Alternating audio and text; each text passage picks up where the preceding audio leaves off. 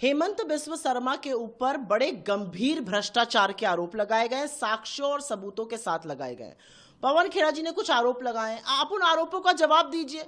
आप ये गंदी गंदी गालियां देना, अजीब अजीब भाव भंगिमा करना, आप इस तरह का डराने धमकाने का काम क्यों कर रहे हैं? आपकी पुलिस पहुंचकर दिल्ली में किसको डराने की कोशिश कर रही है?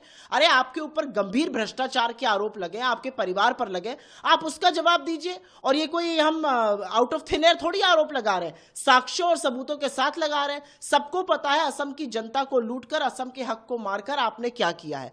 आप इन चीजों को करके, जिस तरह की आप भाषा बोल रहे हैं, जिस तरह की आपकी शैली है, जिस तरह से आप अपनी पुलिस से डराने धमकाने का काम कर रहे हैं, आप ये प्रूफ कर रहे हैं कि आप पूरी तरह से बौखलाए हुए हैं, पूरी तरह से घबराए हुए हैं और आप पकड़ लिए गए, धर लिए गए भ्रष्टाचार करते हुए। तो असम की जनता जानती है और असम की, आप एक एफआईआर करिएगा, असम की जनता लाखों एफआईआर करने जा रही है आपके खिलाफ 9 तारीख को जब वो वोट डालेगी। तो मेरा अपना मानना है आपके ऊपर भ्रष्टाचार के गंभीर आरोप है, उन आरोपों पर क्लीन आइए। इधर उधर की ये बेकार की बकवास और जिस तरह की भावभंगिमा आप कर रहे हैं, ये एक मुख्यमंत्री को शोभा नहीं देती। लेकिन आपने गरिमा से कभी काम नहीं लिया तो अब क्या लीजिएगा।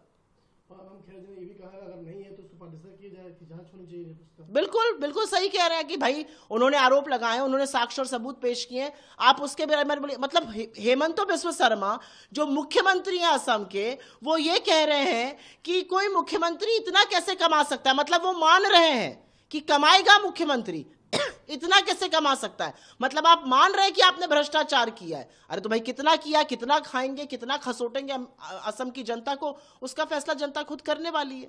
हेमंत बिस्व शर्मा के ऊपर बड़े गंभीर भ्रष्टाचार के आरोप लगाए गए, साक्ष्यों और सबूतों के साथ लगाए गए।